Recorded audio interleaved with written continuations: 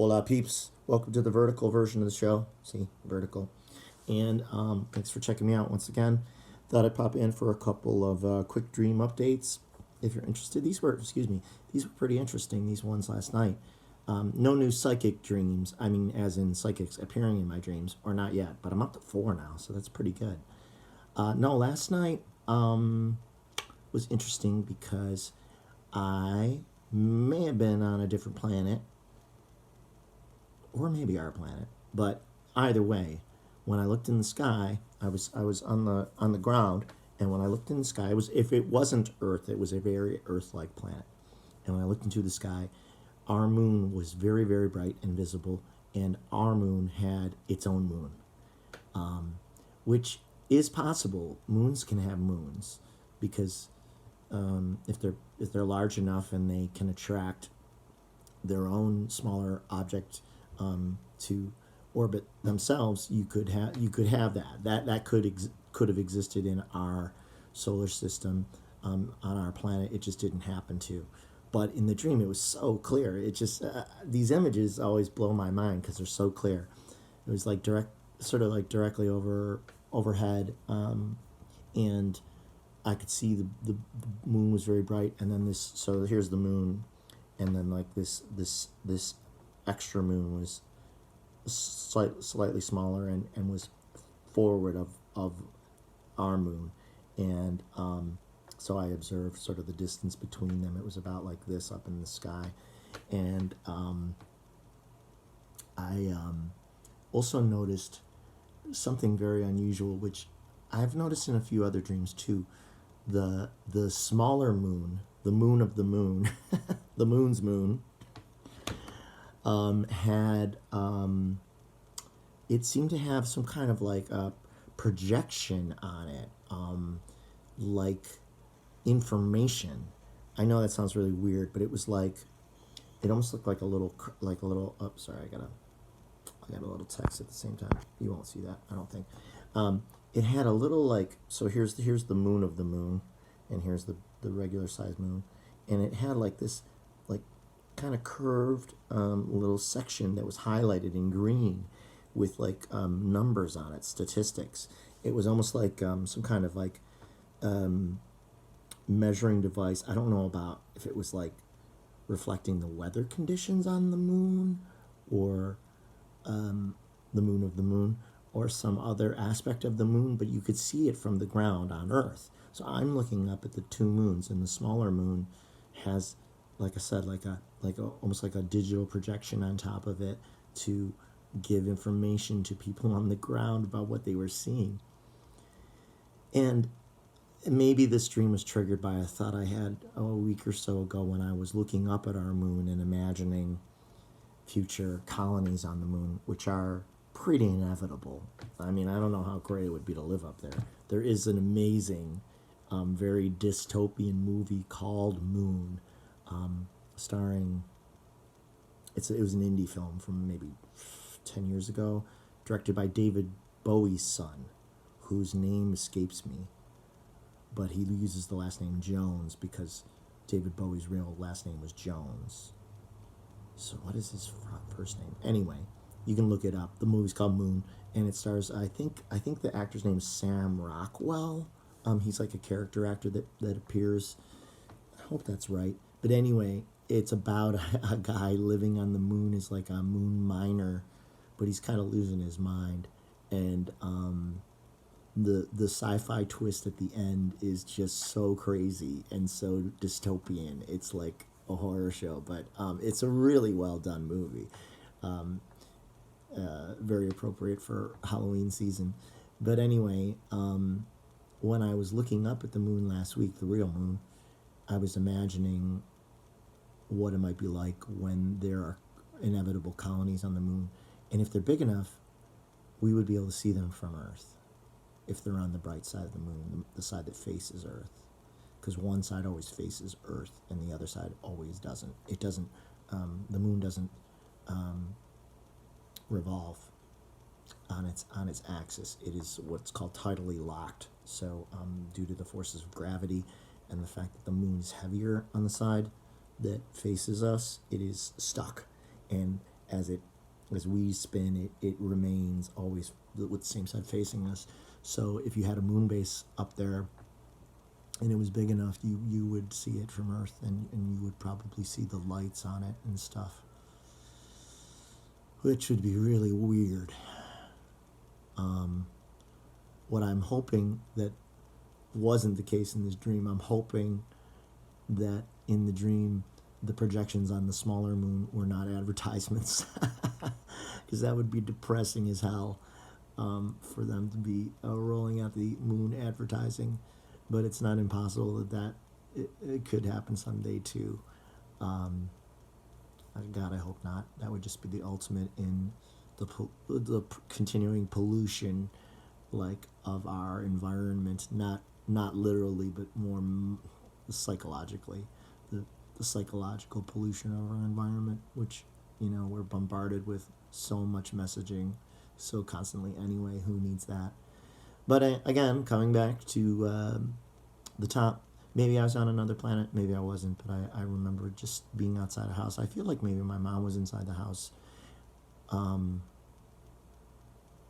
But I know I was talking to other people outside and trying to get them to look up, like, check that out, check out that second moon. And nobody was interested. They could not have been less interested. And I was just thinking, how can people not be amazed by this? So that is what it is.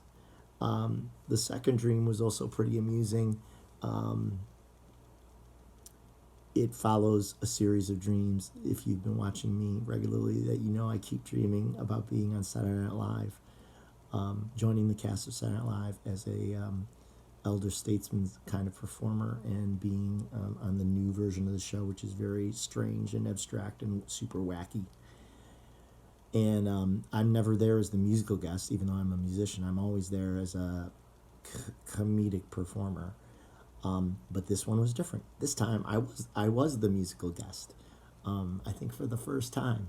And in this version, I had, how they get to do 2 songs on the show, usually one in the middle of the show and then one at the end, near the end. Same thing, I got to do 2 numbers on this show.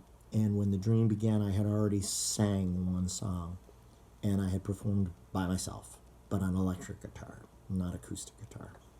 Not sure why. Maybe to make it more rock and roll, but it was still just me.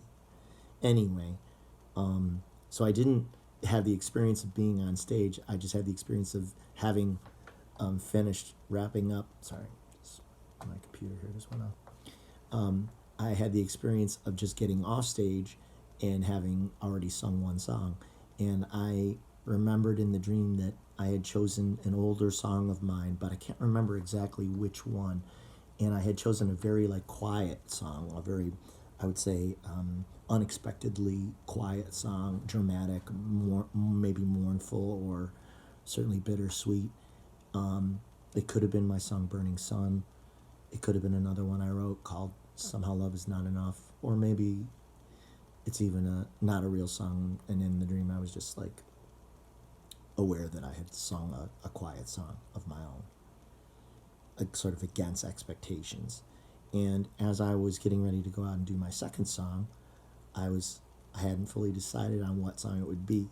Now, of course, anyone who's on Saturday Night Live now would have to tell them what songs they're going to play, because they practice all that stuff at the rehearsal, and they won't let you play an unauthorized song. Although many years ago, a band, I think it was Elvis Costello who did do that.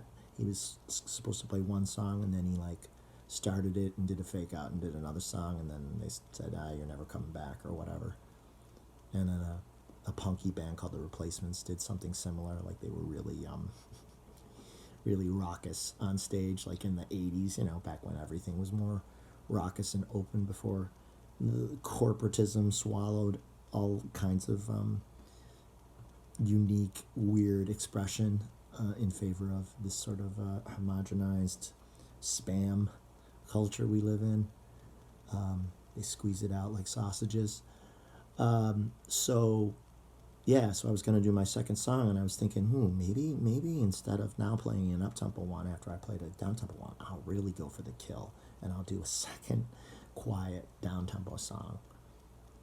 And I thought about doing John Lennon's Imagine, which I do perform sometimes at my solo shows, and I like the version that I've come up with of it, because when I play it on acoustic guitar, I imitate the piano line, which is really kind of, in my mind, central to the song. So you get the dun dun dun dun dun dun dun na na na na na na na la na na na da da da. So I add those little extras to the guitar chords. He played them on piano, but I play them on guitar so that it's imitates it. And I feel like if you skip that, it doesn't have that same quality. So anyway, I was thinking, so I was kind of reviewing it in my head. I'm like, oh yeah, maybe I'll do Imagine. That would be like very, dramatic. And then I decided at the last minute, no, I'm not going to do Imagine. I'm going to do one of my own. And I settled on a new song, and that's on my latest CD. And the song is called, if you'd like to hear it, Near and Far. And you know what? When I come back later, I will put it in the link in the for this video. Sorry, I keep staring at the clock here instead of the camera. It's distracting. So I decided instead to do the song Near and Far from my latest CD, which the CD is called Back with the Dreamers, which is a good title for lots of reasons, including the fact that I am such a dreamer. Well, I guess you can't literally be a dreamer. Yeah, you can literally be a dreamer. I am literally a dreamer, but I am spiritually too, or emotionally, or intellectually. What's the word I'm looking for? Never mind. I've had a lot of coffee, but my sleep is not so much. Yeah, so I said, okay, I'm going to do Near and Far, and then I was Near and Far is what the song is called. Near and Far. And then I was pleased with my choice. I was like, that'll be a strong one. That'll be a good one to end with. And then there was a woman who was trying to help me find like the show director or producer so that I would know when to step back on stage and do my song. So again, I didn't have the experience of being on stage and looking out, but I was about to go on the air, and I knew that it was near the end of the show. There were 7 or 8 minutes left, so I knew it was coming up. And that was it. On a related note, I did go to a taping of Saturday Night Live back in the 90s. My friend Kate was living in New York at the time, and she had some connections, and so I went to a show where the host was Alec Baldwin, and the musical guest was Tina Turner, and there was a guest appearance by Howard Stern. And the thing that strikes many people about it when they go to a live taping, there's a few things. One is, you don't really hear the show all that well. I think probably to keep bleed from microphones making it into the live broadcast, when you're sitting up in the bleachers, I mean, if you have a seat on the floor, those seats as they always show on the floor, then you're really close. But if you sit up in the bleachers where we were, they show the show on TV monitors too at the same time, but the volume is really low. So you're really only picking up the volume from in the room, from the stage, and the room is not big at all. The way they shoot it on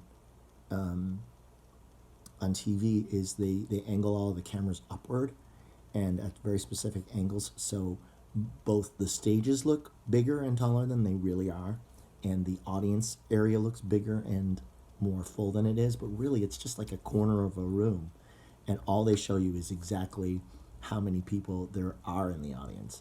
So when you go, you're like, man, this is small. And the stage that Tina Turner performed on was super small. I don't know stage dimensions off the top of my head. Maybe 25 feet wide. And they move all the props around in between every sketch, and so like they have to farm things in and out. They do the Weekend Update, that segment on Weekend Update with the news. They do that on the stage that the performer comes out on at the top of the show. So there's 2 stages that are side by side, and then kind of like a little apron stage out in front. That's the bulk of the space, and they bring out the set for Weekend Update, and the set is only slightly taller than the guys who do that segment when they're sitting down.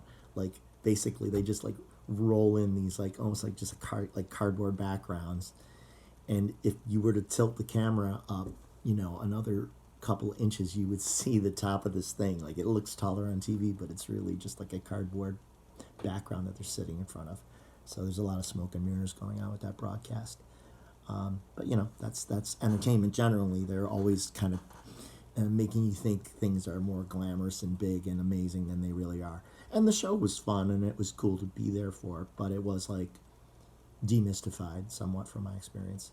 So if I'm ever on the show, I guess I'll know what to expect, because it feels like you're just playing this small little room. Yeah. So that's my those are my dreams, and that's my SNL story, which I didn't intend to relate, but I did anyway, and now I really gotta go as I look at the clock. So catch you soon for more accounts from Dreamland. Okay, bye bye. Take care.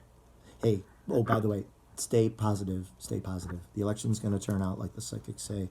We're gonna win. We're gonna come out on top in the Senate and the House, but not after some bullshit and election challenges and more stupidity. And God bless Paul Pelosi. God bless Speaker Pelosi. God bless the president and Kamala Harris, the vice president. And God bless all the people who are doing the right thing at this very